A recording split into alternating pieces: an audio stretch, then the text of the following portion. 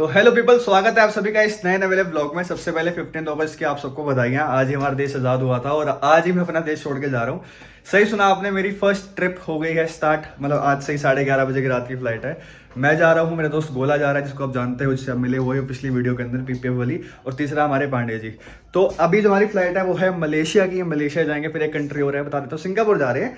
तो वहां से फिर हमारा रिटर्न होगा। 10 दिन का कम से कम ट्रिप रहेगा। आपको सब कुछ साथ से अपडेट करता रहूंगा। एयर एशिया की हमने फ्लाइट बुक करी थी। फ्लाइट बुक करने में हमें जो कैबिन बैग होता है वो तो मिलता है 7 kg का पर पर्सन, बट लेकिन हमें चेक इन बैग नहीं मिलता है। तो हमने क्या करा है, पहले तो मैंने अपने कैबिन बैग रख लिया है जिसके अंदर मेरे शर्ट्स वगैरह आ गए हैं ताकि खराब नहीं होंगी। इस साइड में पांडे की शर्ट्स वगैरह आ जाएंगी। प्लस हमने ये अपना चेक इन बैग रखा है जिसके अंदर हमारे दोनों के कपड़े आ जाएंगे और अपना सारा सामान गैजेट वगैरह हमने उसके अंदर रख दिया क्योंकि गैजेट इसमें अलाउड नहीं होगा। और एयर एशिया में क्या होता है कि आपको चेक इन बैग अलग से परचेस करना पड़ता है। वैसे तो लगता है कि भाई टिकट सस्ती है, बट लेकिन वो बाद में टिकट महंगी पड़ जाती है क्योंकि 3000 के आसपास का आपको चेक इन बैग पड़ जाता है। तो हमने सिर्फ एक ही बैग लिया, जो हमने एक बैग लिया इसका और दोनों के काम आ जाएगा। इतना सामान वैसे भी होना नहीं है। काफी ज्यादा एक्साइटेड हूँ मैं इस ट्रिप को लेकर क्योंकि पहली बार इंटरनेशनल ट्रैवल कर रहा हूँ। खैर पांडे ने पहले किया हुआ है बट लेकिन मेरे लिए पहली बार है, तो I am very much excited. तो अच्छा लग रहा है। 11:30 की हमारी फ्लाइट है, मैंने आपको बता दिया। बाकी वीजा की कुछ इन्फॉर्मेशन आपको दे देता हूँ। अगर आप मलेशिया सिंगापुर जा रहे हो तो मलेशिया में और सिंगापुर में वीजा ऑन अराइवल नहीं होता, आपको प्री अप्लाई करना पड़ता है। उसके बाद सिंपल सा एक वेबसाइट है उनकी, मैं आपको डिस्क्रिप्शन में डाल दूंगा। वेबसाइट पे जाना है, अपनी आईडी लॉगिन करनी है। लॉगिन करने के बाद आपको डिटेल्स भरनी होंगी, पासपोर्ट की, अपना नेम एंड एवरीथिंग। उसके बाद 4 दिन के अंदर मोस्ट प्रोबेबली आपका वीजा जो है लग के आ जाएगा। अब मेरे साथ क्या हुआ, मैंने अपना वीजा अप्लाई करा, जो एप्लीकेशन में नेम था मैंने गलत डाल दिया। वो ARORA होना चाहिए था बट मैंने AROA डाल दिया। तो जो वीजा आया अप्रूव तो हो गया 4 दिन के अंदर अंदर ही, बट लेकिन जो नाम आया वो गलत आया। और मुझे डाउट था कि वो अलाउ करेंगे नहीं करेंगे, रिस्क लेने वाली बात थी। फिर अगर रिस्क लूंगा तो सिंगापुर की जो फ्लाइट्स है वो भी खराब हो जाएंगी। तो मैंने दोबारा अप्लाई करा 9 अगस्त को। और मुझे नहीं था कि मेरा वीजा आ जाएगा सही नाम से क्योंकि वो स्टैम्प का कुछ मांग रहे थे, बट लेकिन मैंने रिटर्न टिकट अपनी अपलोड करी और करा के मतलब फाइनली 13 अगस्त को मेरा वीजा मलेशिया का भी आ गया था। बाकी बात रही सिंगापुर के वीजा की, तो आप सिंगापुर का वीजा डायरेक्टली अप्लाई नहीं करते हो, आपको एक थर्ड पार्टी के थ्रू जाना पड़ता है, जैसे कि मेक माई ट्रिप हो गया या फिर थॉमस कुक हो गया। अगर आप ऑनलाइन इन पोर्टल के थ्रू जाते हो तो आपको 1 महीने पहले अप्लाई करना होता है। बट अगर आप किसी लोकल ट्रैवल एजेंट के थ्रू अप्लाई करो, सपोज आपका कोई जानकार है, कोई ट्रैवल एजेंट है जैसे कि हमने करवाया, तो उसके थ्रू अगर आप कराते हो तो 3-4 दिन में करा के दे देता है। काफी सारे डॉक्यूमेंट्स मांगते हैं सिंगापुर के वीजा के लिए, जैसे कि सैलरी स्लिप हो गई, फिर आपके अकाउंट में बैलेंस होना चाहिए 50,000 से 1 लाख के आसपास का, फिर आपके ऑफिस का आईडी प्रूफ होना चाहिए अगर आप एम्प्लॉयड हो। काफी चीजें होती हैं, वो सब आपको देना पड़ता है। और 2 से 3 दिन के अंदर हमारा उसका वीजा भी आ गया है। तो उसके फीस लगे कुछ 3500 और जो मलेशिया का फीस होते हैं वो 250 के होते हैं, बट मेरे को 5600 की पड़ी है क्योंकि मेरे को 2 बार अप्लाई करना पड़ा। तो सिर्फ वीजा के लिए ही काफी सारी वीडियोस यूट्यूब पे अवेलेबल है, आप वहां जाके देख सकते हो। वहां पे ऑलरेडी इतनी सारी वीडियोस थी इसलिए मैंने वो वीडियो नहीं बना रहा हूँ। बाकी आपको शॉर्ट में समझा दे क्या करना है, बहुत सिंपल है। ऑनलाइन अप्लाई करो और सिंगापुर का तो किसी ट्रैवल एजेंट के थ्रू जाओ, अप्लाई करो, दैट्स इट, बड़े इजीली हो जाएगा। गोला भाई जाके तू तो फटाफट तैयार हो जा, पानी में आने वाला, लेट हो जाएंगे, जल्दी कर भाई, टाइम मत खराब कर। देख लो कितना शरीफ बना तुम्हारे सामने। मैंने इसके पैर पकड़े, मिलते करे भाई मेरे को ले जा। सबसे पहले तैयार होकर बैठा हुआ, मैंने से बोला कि भाई मेरे को ले जा, कोई दिक्कत नहीं। आगे से कहने लगा कि हमारे पास एक ही साइड बैग है तो कपड़े किसके पहनेगा। मैंने बोला तेरे कपड़े पहनूंगा, तेरे के अच्छे पहनूंगा, तब जाके रेडी हुआ है। कह रहा जूते के अच्छे पहने हो मेरे, बताओ। ये ना सबके सामने शरीफ बन के दिखा देता है, मेरे को पागल बना देता है। सारी खुद ही हरकतें ऐसी है। मैंने इसको खुद बोलता है कि मैं तेरे को लेके जाऊंगा, टिकट विकेट महंगी पड़ेगी, मैं कोई बात नहीं, मैं ये लेके जाऊंगा, सारा खर्चा मैं करूंगा। फिर भी बदनाम करता है दूसरों के सामने, बताओ अच्छी बात थोड़ी है। चल अच्छा जाके फ्रेश हो जा, फिर अपना निकलना है फटाफट, ठीक है, टाइम मत खराब कर। ना भाई ना, घर पे कौन करेगा, मतलब प्लेन वगैरह ना सपना है मेरा बरसों से। प्लेन में एक बार फ्रेश होकर देखना कैसा मजा आता है, हवा से। ऐसी तो हरकतें हैं इसके, मैं से क्या लेके जाऊं, फिर आगे मिनते करेगा भाई ले जा, कोई तरीका थोड़ी है यार। अब तुम बताओ कमेंट में इसको लेके जाना ना लेके जाऊं। हाँ जी पांडे जी, कैसा लग रहा है इंटरनेशनल ट्रिप मेरे साथ जाने में? भाई फाइनली पहुंच के, बहुत ज़्यादा इमिग्रेशन में बहुत ज़्यादा भीड़ थी, मतलब बहुत ज़्यादा ही थी। कम से कम 1.5 घंटा लग गया हमें वहाँ पे निकलते। अभी सब कुछ हमारा हो गया काम वगैरह, सामान कुछ लेना था ड्यूटी फ्री से वो भी ले लिया है। बाकी मिलते हैं आपसे आगे। तो लॉन्च में मैंने लिया पालक पनीर, साथ में राइस, साथ में क्या कौन चाट है ना, और साथ में मेयोनीज कह रहा हूँ, मैकरोनी। तो ये सिर्फ 25 रुपीज़ की है। एक्चुअली 25 रुपीज़ भी रिफंड हो जाएंगे, तो रिफंडेबल होता है। तो आपको पता ना होगा, आपके पास कार्ड में एक्सेस है तो आप इजीली एक्सेस कर सकते हो। खाना वाना हमने प्रॉपर खा लिया। खाना वाना सही में काफ़ी अच्छा था, क्वालिटी भी काफ़ी अच्छी थी। 25 रुपीज़ के अंदर, वो भी रिफंडेबल है। तो आप लोग कभी भी आओ तो लाउंज एक्सेस जा सकते हो। प्रीमियम प्लाजा एक्सेस थी हमारी, उसका कार्ड भी था, मेरा कार्ड भी था, तो 25 रुपीज़ में हो गया। बट लेकिन वो भी रिफंडेबल होते हैं, तो बाकी काफ़ी सही था। बाकी 11 बज के 10:50 से बोर्डिंग स्टार्ट होनी थी, तो फटाफट निकलते हैं और मिलते हैं आपसे कुआलालंपुर में।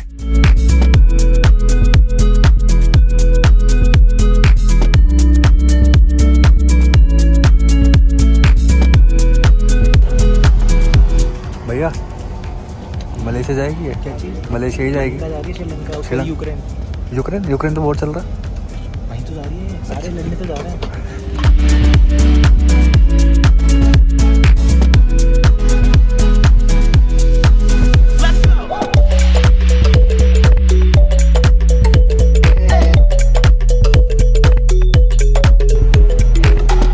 तो जी फाइनली धक धक करते हुए हम आ गए एयर एशिया की फ़्लाइट में बैठ के कुआलालंपुर। और काफ़ी छोटा सा एयरपोर्ट लग रहा है, छोटा तो नहीं है, काफ़ी बड़ा है, बट लेकिन यहाँ पे इतनी भीड़ भड़ाका नहीं है और उस हिसाब से बना मिलवा जिस हिसाब से दिल्ली का एयरपोर्ट बना हुआ है। बाकी बताना था आपको सिम कार्ड के लिए यहाँ पे सेलिकॉम की शॉप है, वहाँ पे जाके चेक करवा लेंगे क्या सीन है सिम कार्ड वगैरह का, वो चेक करा लेंगे।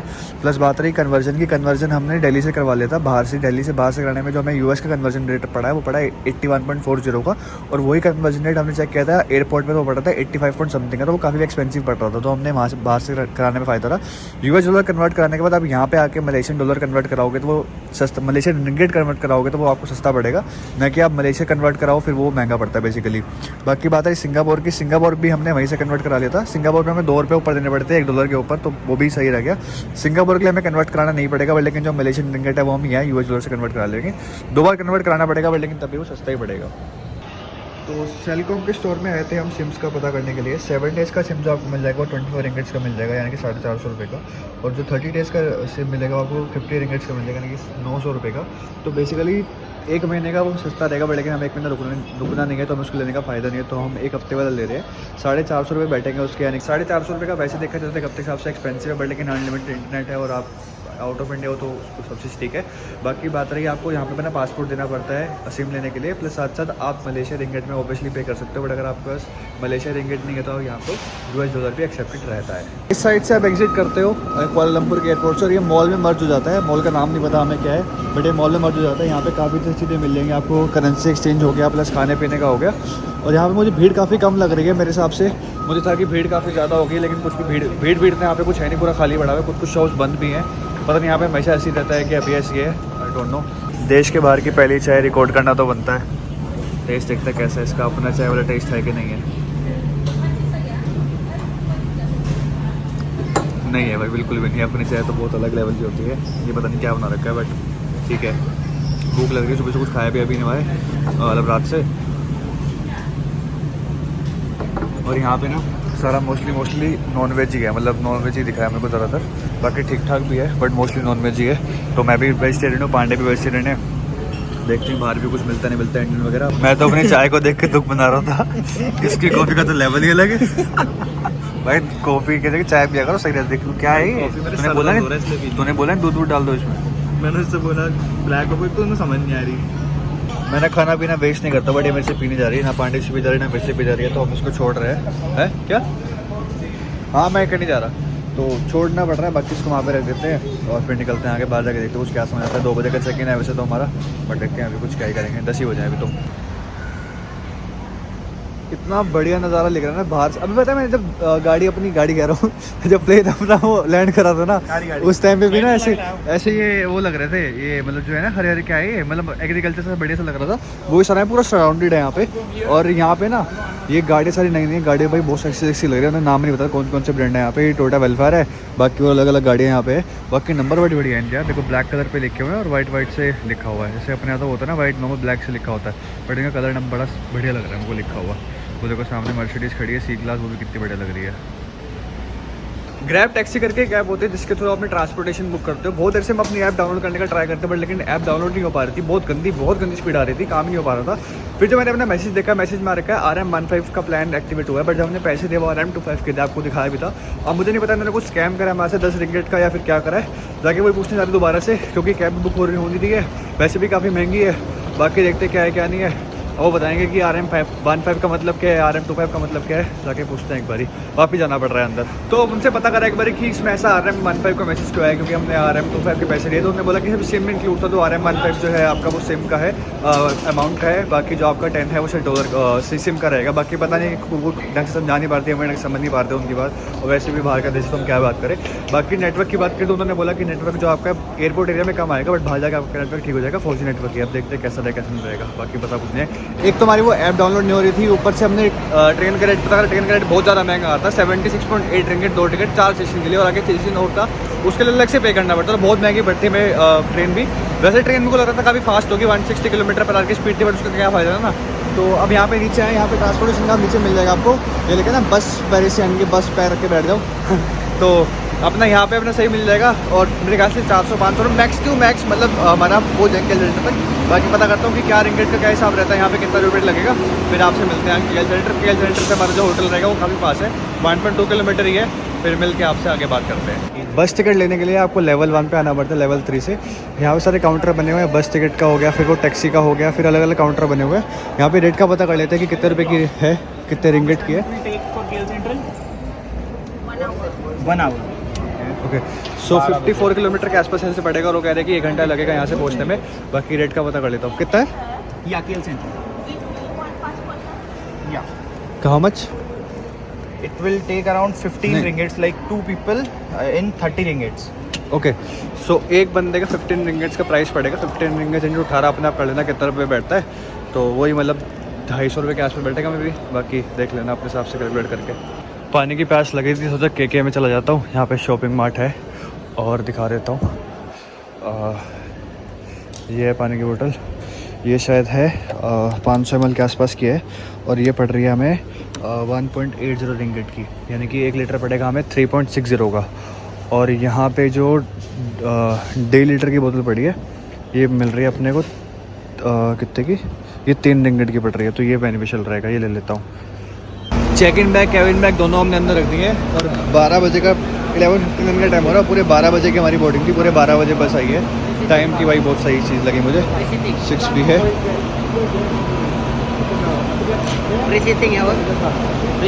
Thank you. 6 भी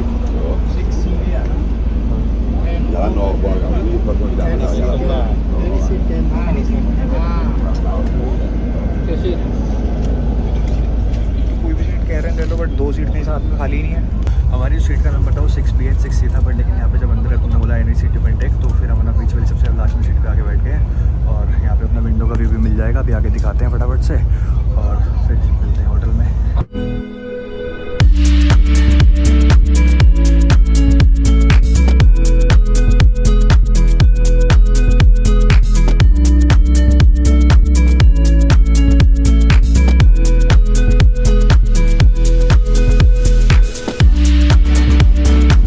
सीट इतनी आरामदायक थी ना, अभी भी उतरा हूँ और नींद आ गई थी मेरे को बहुत ज़्यादा। पूरा 1 घंटा लिया है, 1:03 हुआ है, पूरा 1 घंटा लिया है। ये हमारी बस थी, और बस करके पहुँच गए। अब यहाँ से 4.5 किलोमीटर है हमारा रॉयस होटल, जहाँ पे जाना है हमें। हम रॉयस होटल जा रहे हैं, हमारे अच्छा हम जा रहे हैं ग्रैंड सर्विस अपार्टमेंट करके, तो वहाँ पहुँचते हैं।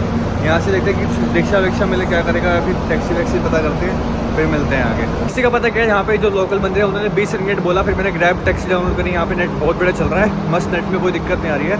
10 रिंगिट में हमारी कैब बुक हो गई है, भैया का फ़ोन भी आ गया हाथ वाथ की, मैं आ गया हूँ, बट लेकिन वो शायद बाहर है, वहाँ पे देखने जा रहे कहाँ पे हैं। लेकिन यहाँ पे एक बहुत तगड़ी बेनिफिशियल चीज़ है कि आपको लैंग्वेज की दिक्कत नहीं आएगी। कैब ड्राइवर भी बड़ी अच्छी इंग्लिश बोल रहे थे, तो बड़ा ईजी टू अंडरस्टैंड, आप किसी बात में तो कोई प्रॉब्लम नहीं आएगी। बाकी मैं देख रहा हूँ कि वो है कहाँ पे, मुझे उनकी लोकेशन नहीं पता है, आगे जाके चेक करता हूँ।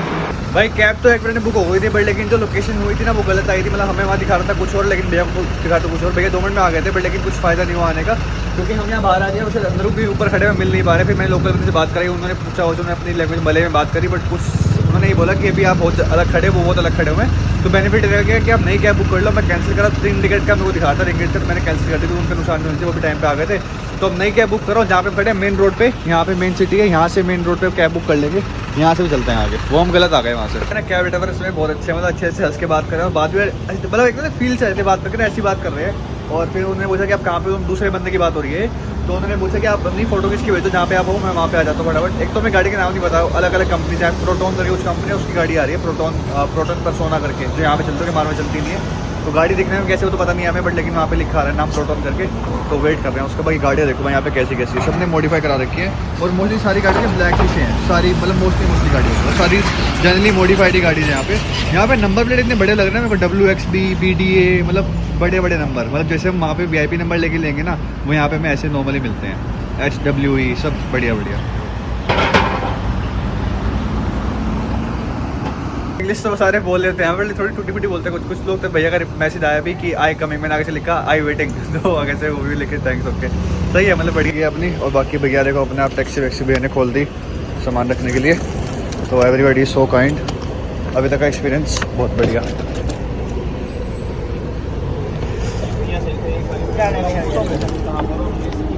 Heavy, thank you. Finally cab के अंदर अपनी, बाकी प्रोटोन करके कुछ कंपनी है। Is this car belongs to Malaysia, like is Proton built in This is Malaysia? the main branded car in Malaysia is Proton. Okay, Yeah, this model is Proton Persona. And how much it cost in Malaysia? I think super. When I buy this is a higher spec one is about like 79,000 ringgit. Yes, Oh, 79,000 something plus Hmm. when yeah. okay. 79,000 ringgits. Okay, 79,000 ringgits कितना हो गया? And also you get cabs in like Langkawi also, or just the island? Sorry? You get the cabs in Langkawi also, just the island there? Oh no, this one I bought myself. No. I mean to say, like in Langkawi there are also cabs like this one, like we can Oh grab. yeah, the one I think will be special. You know, sometimes when you go for Langkawi, maybe they don't have a Grab. You can order another one. Maybe it's called the names and what's it? Yeah, that should be another like Grab company. Okay, so Grab doesn't Okay. work there. Yeah, but I forgot the names already. So Okay. we thought that we'll have a scooty, rented scooty. Yeah. You can Scooters. just rent a car over there. Then you can just go around there. Okay, Yeah, but okay. we don't have the permit. That's the main thing. Oh yeah, that's actually Grab. Is it We a actually problem- forgot. Is it a problem riding a scooty without permit? Mm, Like we have Indian license, two-wheeler license we yeah. have. We have But your international license, if international one, I think can. But if not, then I think. Yeah, Yes, then we I should don't not take the know. risk. Yes. But you take a bicycle there also. I think. Sure. Yeah, that will also be nice. Yeah. Something is better than nothing. पता नहीं किस तरह का hotel book करा, पैर वैसे दर्द करा रखे हैं इन्होंने, और बिना ढंग से बैठने से बीच में दोनों बिठा के बैठ जाते हैं। और ये पांडे ने कैसा होटल करा है, रिसेप्शन में बैठे ऐसे खाली से बिठा रखा है। और अभी आके दोनों को मार दो। बहुत टाइम वेट करने के बाद भैया आए लेने के लिए, बाकी लिफ्ट मैसेज आते हैं सब लोग यहाँ पे। फाइनली बहुत वेट करने के बाद पहुंच गए अपने होटल रूम के अंदर। काफ़ी हेक्टिक था इधर उधर से आना, बट लेकिन फाइनली जो जगह है ना वो बहुत बढ़िया है। बाहर का व्यू एक बार दिखा देता हूँ किस तरह का है। इस तरह का बाहर से कुछ हुआ है, पूरा भी नहीं दिखाऊंगा, ना भी होटल का रूम का टूर दूंगा, अगली वीडियो में दूंगा। बाकी वीडियो काफ़ी अच्छी बन चुकी होगी, काफ़ी लंबी बन चुकी होगी। आगे आपको कुआलालंपुर, फिर ट्विन टावर, एवरीथिंग आपको मिल जाएगा। तो सीरीज़ के साथ जुड़े रहना, सब्सक्राइब कर देना। मिलते हैं आपसे अगली वीडियो में। Till then okay bye.